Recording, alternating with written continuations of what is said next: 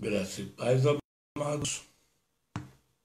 Mais uma vez colocamos aqui para dividir uma palavra de Deus aos nossos corações. Vivemos tempos tão difíceis, temos falado nisso, onde o volume de informações, o volume de notícias é totalmente desencontrado. As pessoas estão apavoradas, com medo, sem saber o que fazer. Mas a palavra de Deus, ela tem para nós a resposta que precisamos. A palavra de Deus tem para nós a direção que devemos seguir. A palavra de Deus, ela tem para nós a restauração das forças que tanto precisamos para continuar caminhando. A palavra de Deus, ela tem para nós as estratégias de luta para que possamos enfrentar esse tempo, esses dias, com força, com sabedoria, com inteligência. A palavra de Deus tem para nós tudo o que precisamos para sairmos vitoriosos nesse tempo de luta, nesse tempo de guerra. Nós temos o hábito, principalmente, de neste nosso tempo, onde a internet ela é de acesso quase que total, com uma boa velocidade, nós adquirimos o hábito de pesquisar sobre tudo. Né? Somos um país de técnicos de futebol. Hoje somos um país de especialistas em tudo. Comida, saúde, atletismo. Né? Hoje sabemos de tudo. O cara entra no Google, nem precisa digitar mais, né? Ele só pergunta: Google, me fale sobre isso. E o Google responde. É muito interessante isso. A tecnologia, ela é uma coisa linda, maravilhosa, mas também tem os seus tropeços. E um deles é que ela está alimentada de uma coisa errada. E acaba que pessoas não instruídas pegam uma coisa que alguém colocou e tomam como verdade.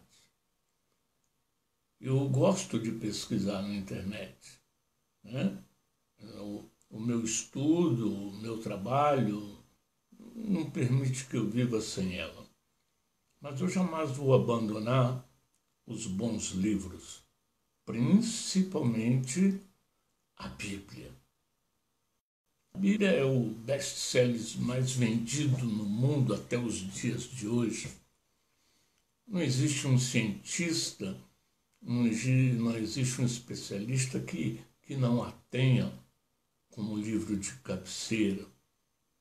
Mas muitos acabam, por ideologia, por alguns aspectos, não lendo, não buscando nela. E eu queria começar uma série de palavras firmadas nisto. Esse tempo de loucura dessa guerra, né? O que fazer? O que dizer? Apocalipse, eu queria que você abrisse a sua Bíblia e olhasse Apocalipse no capítulo 2. Deixa eu ver aqui para mim não me perder. Capítulo 2, nos versículos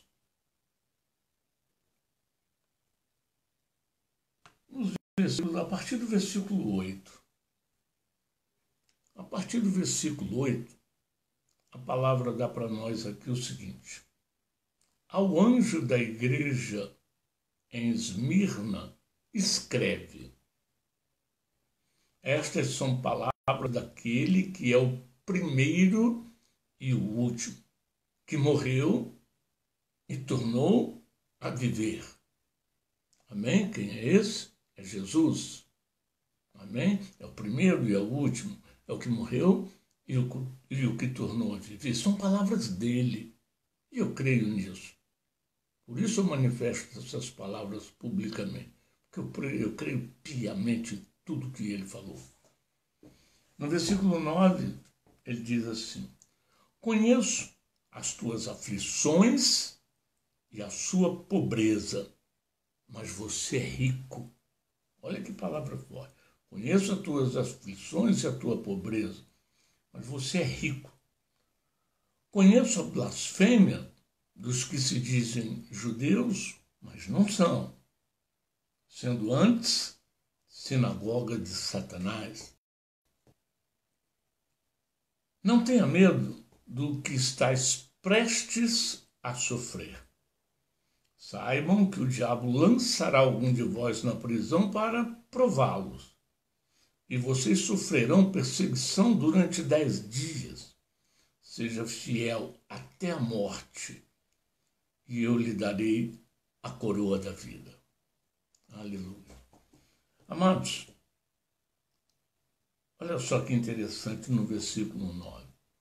Conheço as suas aflições e a sua pobreza. Eu quero trazer isso para nós, para mim, para você, povo brasileiro.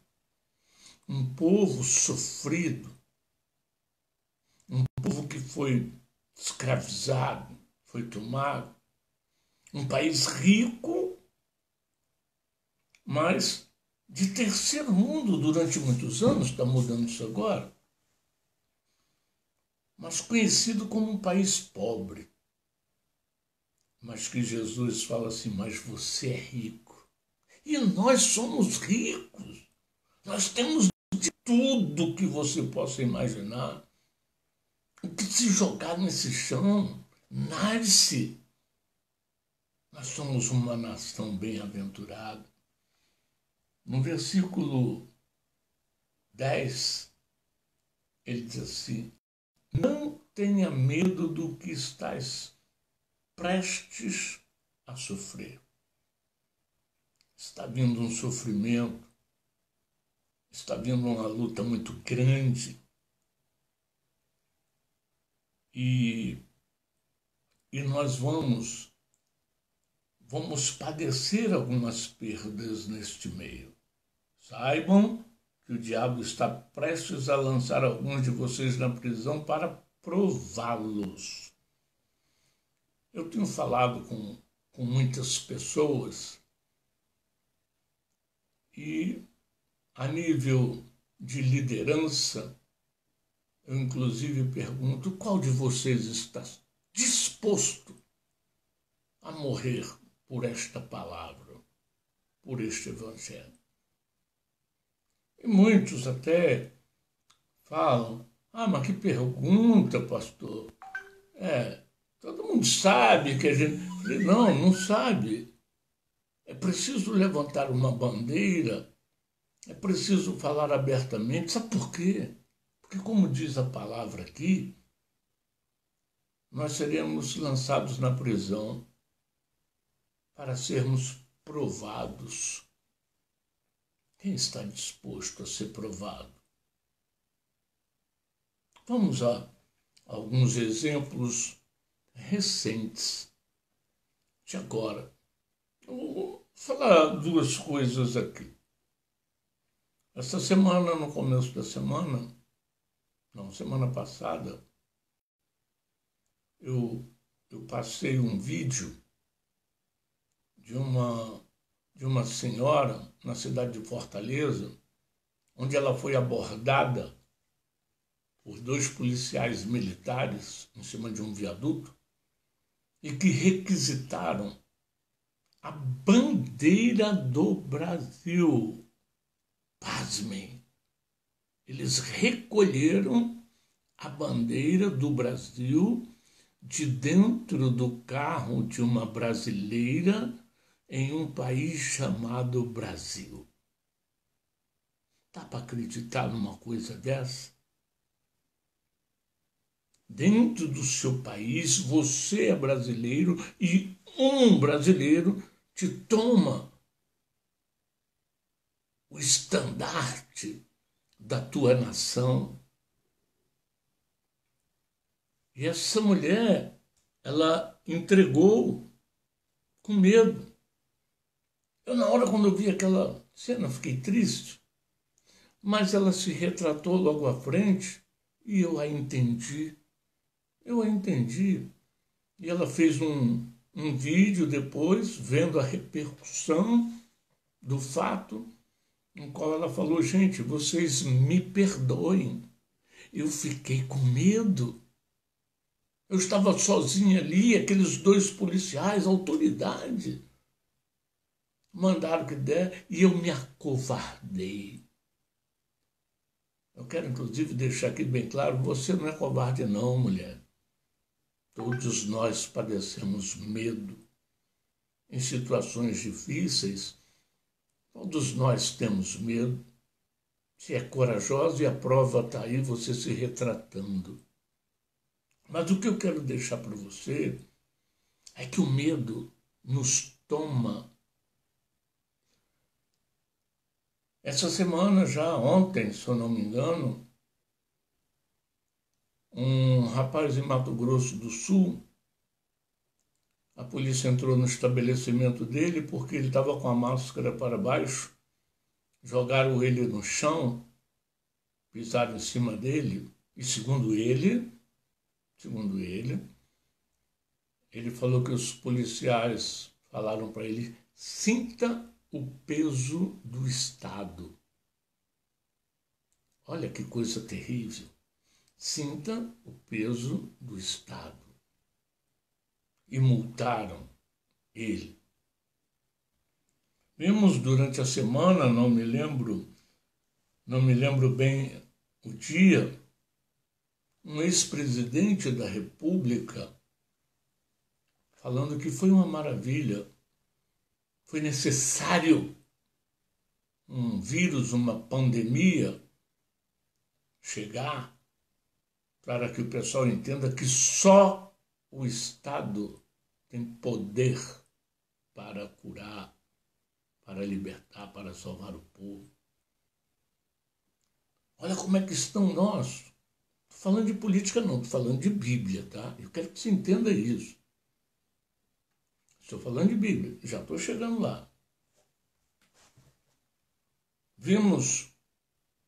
Temos uma emissora de televisão, a maior do país, uma das maiores do mundo, completamente polarizada para um lado que não é o lado que fala de Deus. Um homem, o jornalista principal, Bonner, sem dó nem piedade, vasculhando a vida do presidente, denegrindo a imagem de familiares, etc., sem piedade. E agora, quando pego numa contradição, numa coisa, aí chora, porque agora estão acusando ele. Querido, olha só, eu nunca fiz apologia à violência e nem faço. Eu levo tudo para diante da palavra.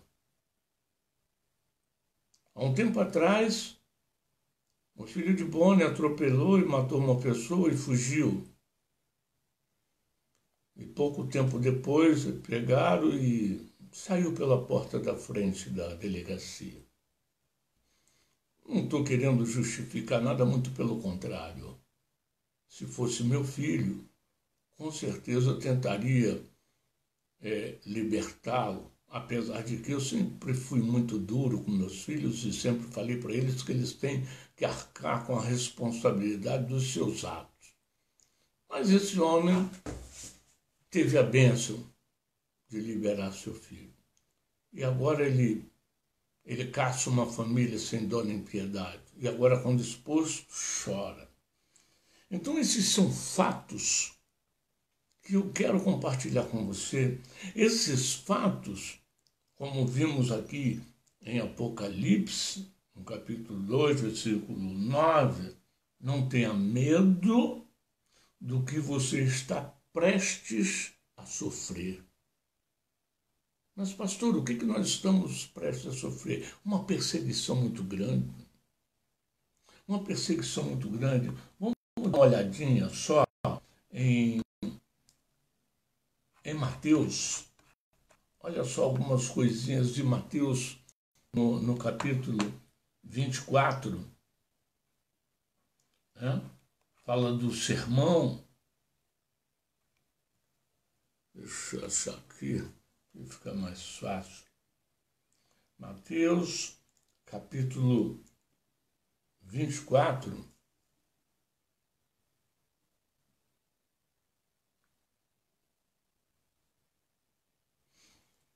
No versículo 2 diz assim: Jesus, porém, lhes disse: não vedes tudo isso? Na verdade vos digo que não ficará aqui pedra sobre pedra que não seja derrubada. Olha que importante. Jesus estava ministrando, saiu. Quando ele saiu, os apóstolos mostram para ele o templo. E aqui nós temos duas linguagens. Nós temos uma linguagem literal para aquela época, ele respondendo aos discípulos. E temos uma linguagem profética para nós nos dias de hoje. Jesus pega o templo que os apóstolos mostram a ele e fala: não ficará aqui pedra sobre pedra.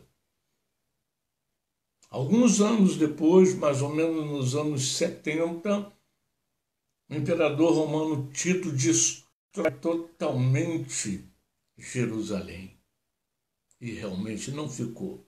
O templo está quase pronto de novo, 2000 anos depois. Já ele está pronto. Mas levaram, olha só, quase 2000 anos. Foi tudo destruído. E agora qual é o templo que Satanás quer destruir? Esse aqui. Esse aí. A nós. Ele está quebrando com todos os princípios morais, legais, ele está derrubando, tirando pedra sobre pedra. E se não tivermos alicerçados nessa palavra, ficaria difícil. Essa palavra é tão grande, ela toma tanto o meu coração, que a vontade que eu tenho de deitar no colo do Senhor, falar em línguas e ficar... Mas nós precisamos degustá-la, entendê-la, porque é ela que vai nos dar o suporte, é ela que vai nos dar a força para enfrentarmos tudo que está por vir. No versículo 6, ele diz assim, de Mateus 24 ainda, tá?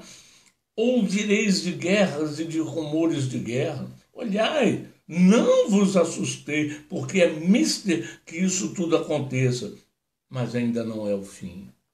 Nós estamos só no começo. Como eu tenho dito, o governo mundial já foi estabelecido e a primeira ordem já foi dada. Qual foi a primeira ordem? Não saiam de casa. Eu quero que você entenda, querido, que há duas situações. Uma é a pandemia. E entenda que pandemia não é epidemia. Pandemia é uma doença em todo mundo ao mesmo tempo. Epidemia é um local com todos infectados. Então nós temos uma pandemia. Essa doença está em todos os países do mundo. Mas dentro do Brasil não temos uma epidemia, talvez em Manaus, talvez no Pará, talvez no centro de São Paulo, mas não temos uma epidemia. Agora, existe o vírus? Existe. Pode ser letal? Pode. Tem tratamento? Mais que comprovado que tem. Mas esse que veio para derrubar pedra sobre pedra, ele tem usado isso para afrontar, para amedrontar, para coagir o povo. E é isso que eu quero que você entenda. A palavra, nós lemos lá em Apocalipse 2, abri com isso, né? Apocalipse 2 diz que ele chega a nos lançar na prisão para quê? Para nos provar. Por isso que nós lemos. Ele vai nos lançar na prisão para nos provar. Dentro do teu país, dentro da tua nação, o Estado, o governo do mundo, que Romanos 12 fala muito bem disso, o governo do mundo, as autoridades daqui, não cristãs, mas obedientes ao governo da terra, ao líder da terra, Satanás, os cristãos todos sabem disso, esse mundo jaz no maligno, ele vem para oprimir, para provar, para testar cada um de nós. E aí vemos essas atrocidades que a maioria não entende, mas está escrito aqui, o nosso Jesus profetizou, avisou de todas essas coisas. E a maneira que você, a maneira que eu tenho para suportar, para sobreviver no meio de toda essa loucura, é só, única e exclusivamente, a palavra. Eu tenho Jesus em 3 formas. Eu tenho Jesus Deus, aquele que a Bíblia fala em João capítulo 1, aquele que desde o início estava lá, que era a palavra. No princípio era o verbo, e o verbo estava com Deus, e o verbo era Deus. Esse Jesus Deus nós temos.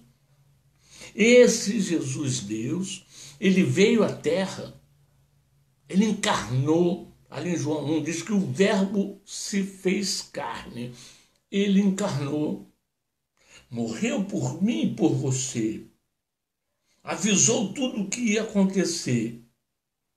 E subiu aos céus, dizendo que ia preparar lugar para mim e para você. Olha que coisa linda, que coisa maravilhosa. Jesus está preparando um lugar naquele céu para nós. E ele ainda falou mais.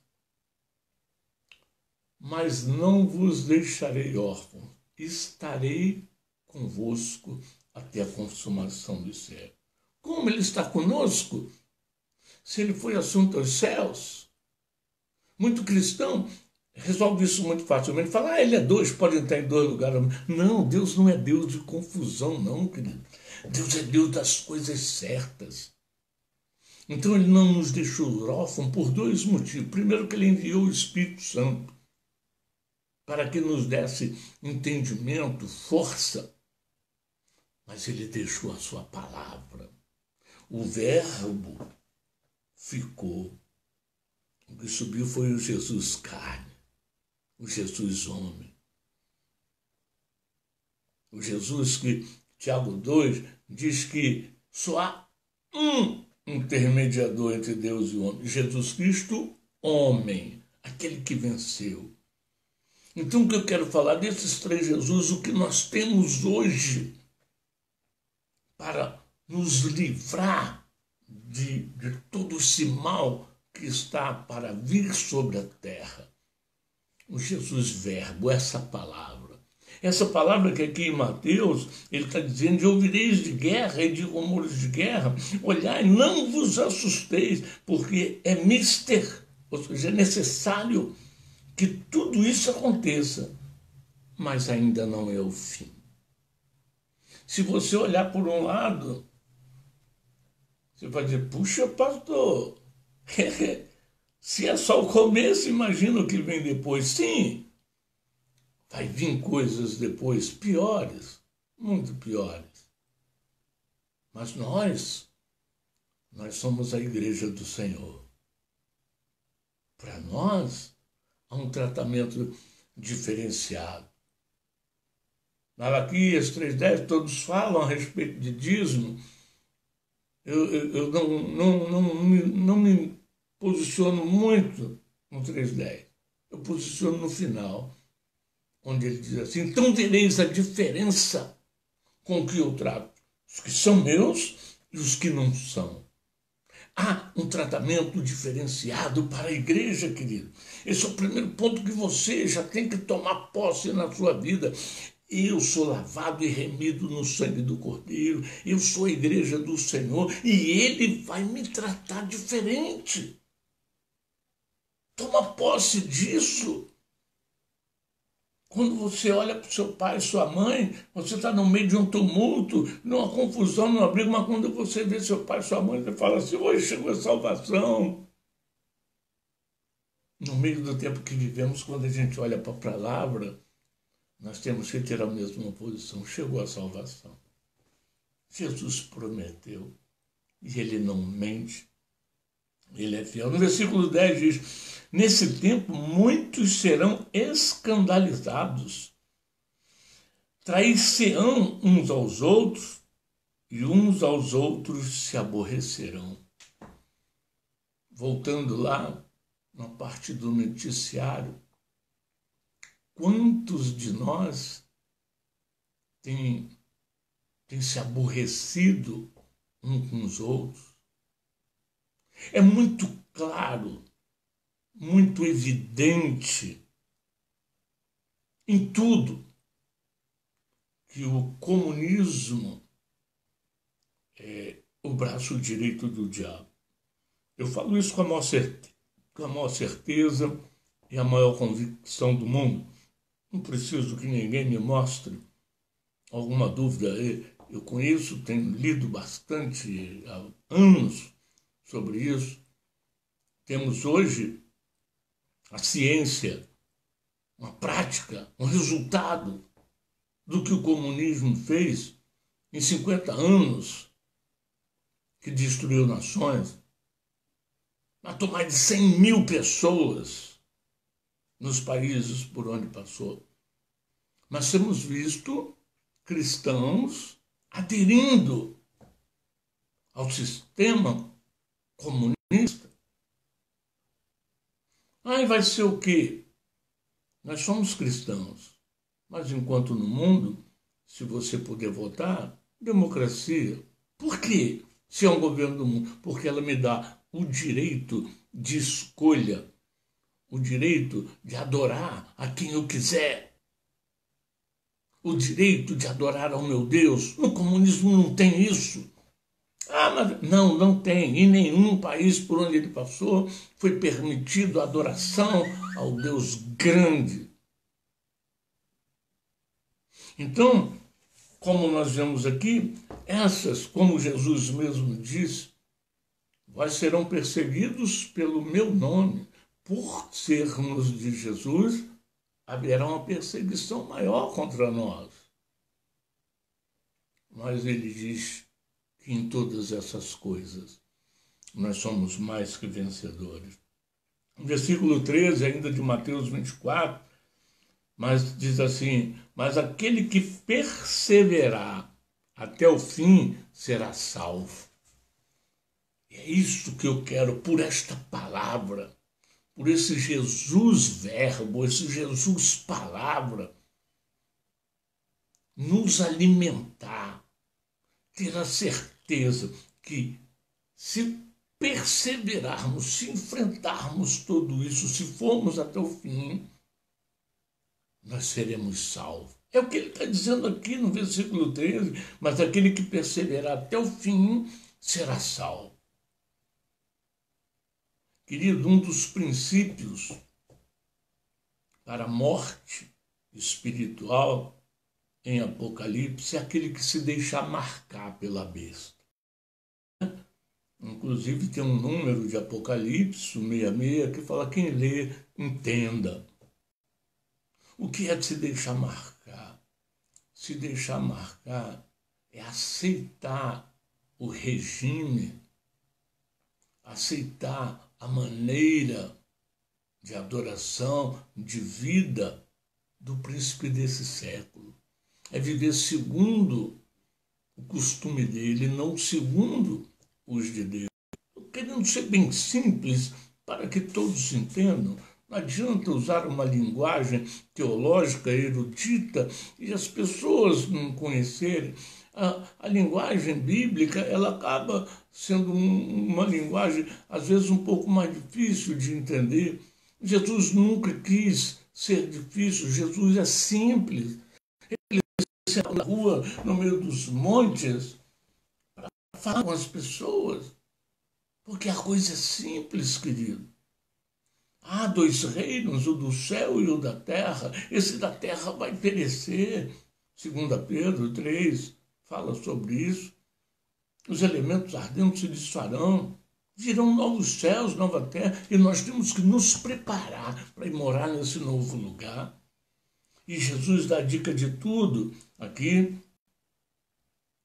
Ele já terminando aqui no versículo 15, ele fala assim: quando, pois, vides que a abominação da desolação está no lugar santo, quem lê, entenda.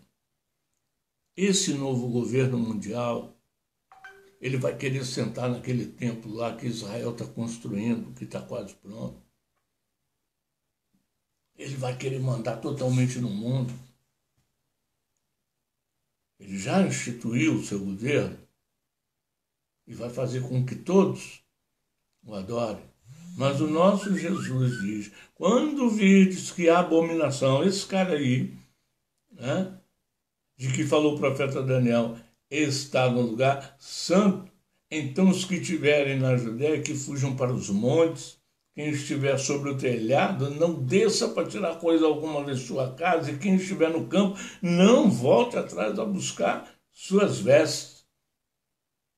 Porque vai vir uma hora de muita guerra, de muita luta, quando Deus irá destronar ele, porque no lugar santo é só Jesus que pode sentar. Então nós vemos aqui em Mateus 24, 22, o 32 diz assim: aprendei, pois, esta parábola da figueira, né?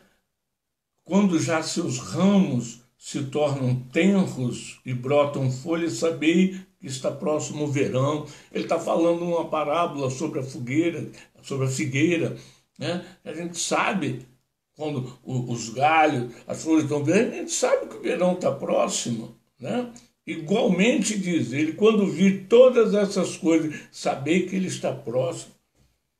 Sabemos que a volta de Jesus está próxima. Não sabemos o dia, a Bíblia diz: ninguém sabe o dia e a hora. Mas algumas circunstâncias, alguns fatos, alguns costumes, algumas maneiras de viver que estão sendo colocadas nos levam a entender que ele está voltando. Ele fala quando a figueira florescer. A figueira significa Israel. Israel voltou, floresceu em 48 através do voto de um brasileiro. Isso nos dá uma grande promessa de bênção. Agora, muito mais que essa promessa de bênção, da mesma maneira que nós temos todos esses avisos do que está para acontecer, do que já está acontecendo. Tem uma profecia que foi bem antes desta de Jesus, 600 anos mais ou menos antes de Jesus, e que eu quero dividir com você nessa noite. Vamos dar um pulinho lá para Isaías, Isaías é o profeta chamado messiânico, ou seja, o profeta que fala de Jesus, que anuncia todas as coisas. 600 anos antes de Jesus vir, já tinha uma profecia, que o próprio Jesus, ele conta ela de novo, como nós começamos a ver em Apocalipse. Apocalipse é Jesus falando para João. Tá? Mas olha só, no capítulo 1, no versículo 1 de Isaías 60, Jesus já está dizendo assim: levanta-te, resplandece, porque já vem a tua luz e a glória do Senhor vai nascendo sobre ti. Oh, glória! Isaías já falava lá atrás que essas coisas iriam acontecer, que o templo ia cair, que o fim ia chegar, mas ao mesmo tempo, quando ele anuncia todo o julgamento de Israel, todas aquelas coisas, ele aqui nos 60 fala: levanta-te, põe de pé, resplandece, porque já vem a tua luz e a glória do Senhor vai nascendo sobre ti. Eu quero dizer para você, meu querido, minha querida, que em meio a toda essa loucura de fim dos tempos, não se apavore. Ai, meu Deus, acabou o mundo. Não, querido, Jesus está te falando o que fazer, como proceder para que você escape disso tudo. E por aqui ele já te motiva: levanta, porque a tua luz vai brilhar. Olha que maravilha. No versículo 2 ele diz assim: porque eis que as trevas cobrirão a terra e a escuridão os povos. Olha, eis que as trevas cobrirão a terra e a escuridão cobrirá os povos, mas sobre ti o Senhor virá e a sua glória será sobre ti. Oh, Deus vem sobre vocês. E a glória dele, em meio a toda a escuridão do mundo, em meio a todas essas trevas, essas pessoas, como diz Efésios, entenebrecidas no entendimento, mas sobre ti virá a glória do Senhor.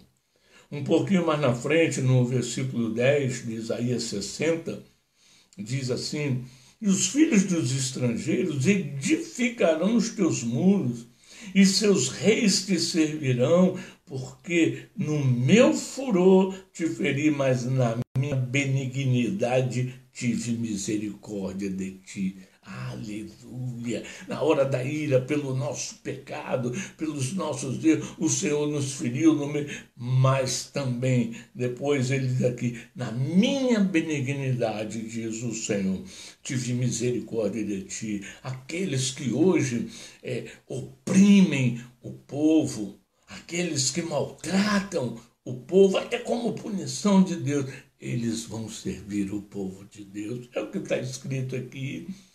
Não tem como contestar uma promessa de Deus.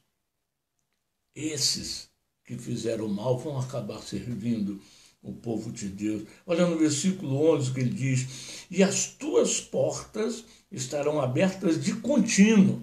As tuas portas estarão sempre abertas, nem de dia nem de noite se fecharão. Para quê? Por que a tua porta, por que a tua casa vai estar aberta? Entendeu? Para que tragam a ti as riquezas das nações e, conduzido com elas, os seus reis. Oh, aleluia! Aqueles que te oprimiram, aqueles que te roubaram, as tuas portas, a tua casa vai estar sempre aberta, porque eles vão vir, não só para devolver e trazer as riquezas dele, como também para te servir.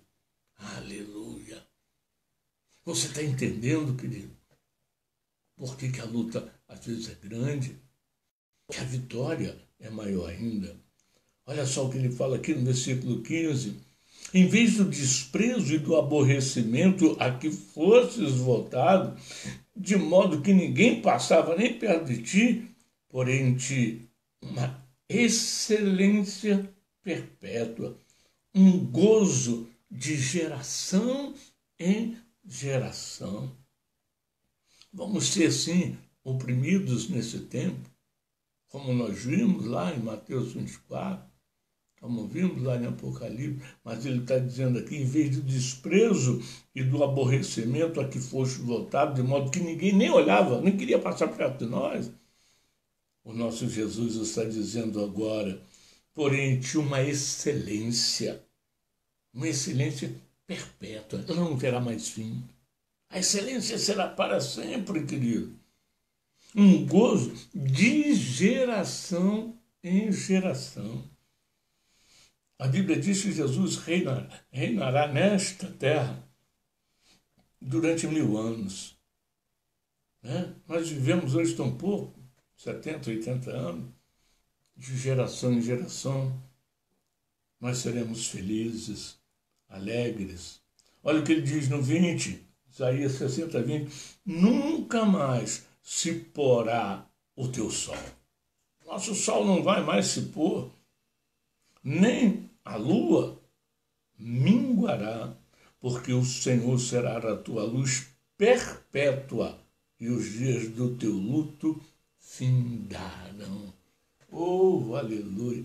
Quem começou a assistir comigo aí, que viu, se assustou com o Apocalipse, com Mateus 24, né? Mas olha só quantas bênçãos para as nossas vidas.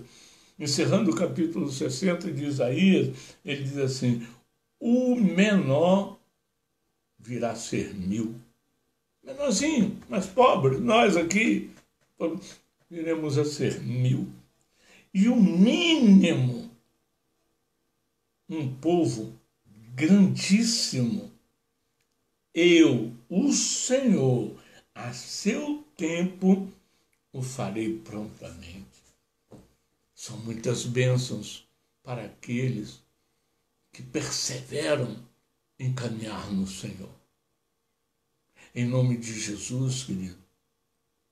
Voltemos lá, Apocalipse, agora não no capítulo 2, agora no capítulo 3 de Apocalipse, no versículo 10, o Senhor diz para mim, diz para você, aquele que guardar essa palavra, a minha palavra, eu o guardarei na hora da tribulação.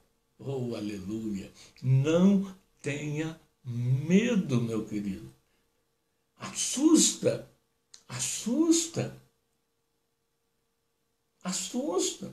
mas creia, tão somente creia na promessa. Nós cremos em tantas coisas. Hoje nós temos aí 500.000 informações a respeito da máscara, usar máscara. Todo mundo sabe que nós respiramos gás carbônico e aspiramos oxigênio. A partir do momento que eu tampo a minha boca, eu estou aspirando gás carbônico novamente, faz mal. É necessário, alguém tem um tempo, é muita informação. Não, tu usa 2 horas, joga fora, o outro usa 6. Queridos, e nós acreditamos nas informações que nos passam. Vai dentro de casa, fica lá, todo mundo, tem que ficar dentro de casa. Só vai quando estiver morrendo, quando estiver mal, você corre. E nós cremos, e faça isso, faça aquilo. Mas o que devemos fazer, que é a palavra daquele que nunca mentiu, é a palavra daquele que é fiel. Ele escreveu sobre ele mesmo, em Jeremias capítulo 1, versículo 12, ele fala assim, eu velo sobre a minha palavra para que ela se cumpra. O próprio Deus, ele falou, eu estou de cima de tudo isso aqui que eu escrevi, para que ela seja verdade, para que tudo isso que eu escrevi aconteça. Pastor, o senhor fala muito do Velho Testamento. Vamos lá, Mateus capítulo 25, versículo 35. O próprio Jesus, agora encarnado, esse que falou lá atrás, que era a palavra, ele agora, na forma de homem, ele fala, pode passar os céus, e vão passar. Pode passar a terra, e vai passar. Mas a minha palavra não há de passar. eu quero te convidar. Eu quero te convidar a meditar nessas promessas, querido. É tempo, como hoje nós visamos tanto lei, isso pode, isso não pode, aquilo está na lei, aquilo não está, quebram leis. Não.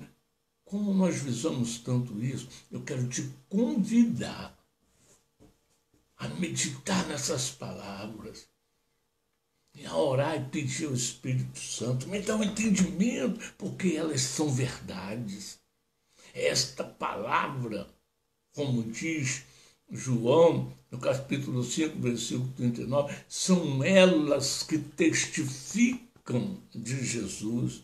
Elas são vida, elas são medula para os nossos ossos. Querido, não fica apavorado, não caia na história, não caia no assombro que esse mundo está levando sobre ti. E também não distorça as minhas palavras. O pastor falou que não tem. Não, que se cuide, passe álcool gel, mas se você tiver que sair, saia, coloque a sua máscara, faça as suas coisas, mas acima de tudo, creia que você tem uma promessa de Deus para a tua vida.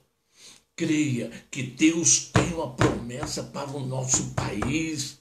E sabe por quê? Porque nós somos os responsáveis por Israel voltar a se reunir no seu território, na sua terra. Deus tem uma palavra de promessa, Deus é fiel para cumprir toda a promessa feita a mim e a você. Então, em nome de Jesus, receba essa palavra. O grande rei Davi, ele creu tanto em Deus, a sua vida inteira ele depositou a confiança dele. Mas tem um capítulo dele que eu gosto muito. No Salmo 40, ele fala assim: esperei com paciência no Senhor. Esperar ali, eu confiei totalmente no Senhor.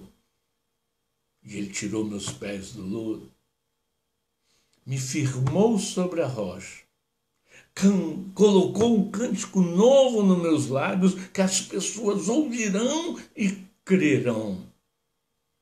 Eu te peço que esse cântico nosso da palavra seja para outros ouvirem e crerem também.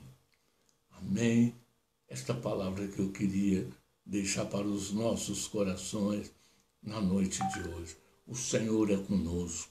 A vitória, ele já deu, está na mão dele para entregar a cada um de nós, aqueles que perseverarem até o fim. Não desista, não se assuste, não tema a morte. Não temo, porque não é sair aí afrontando. Eu falo com o pessoal, não, eu sou crente, quero ver quem atira em mim. Não é isso. É você obedecer às leis do país que você está, enquanto elas não superam as leis de Deus, enquanto elas não superam a normalidade. Há uma coisa no quartel, a gente aprendeu quando você viu o quartel, ordem absurda, não se cumpre. Como é que o cara corre e atira sobre um banista, um surfista? Olha que coisa louca. Mas não tem mais, querido. Não tem mais, não tem menos. Um banista não é um bandido. O trabalhador dono de uma loja é um trabalhador dono de uma loja. Um brasileiro é um brasileiro e ele tem que ter orgulho e carregar a mesma bandeira. Não deixe essas coisas te amedrontar, não. Tenha certeza de que o Senhor é contigo. Vamos encarar e vamos sair vitoriosos de todas essas loucuras. Amém? Deus abençoe a todos. Não dê um restinho de semana na presença dele. Que o Espírito Santo fale tremendamente ao teu coração. E esse pastor está aqui. Para quem quiser, pastor, não entendi isso. Eu não sou o dono da sabedoria, eu não sou conhecedor de todas as coisas, mas eu tenho amigos que sabem mais. Se necessário, eu consulto os universitários também, mas se você tiver alguma dúvida, pode entrar em contato comigo, me chama no Zap, me chama aí no Messenger, vamos orar juntos, vamos lutar juntos, porque a vitória é certa, em nome de Jesus. Deus os abençoe.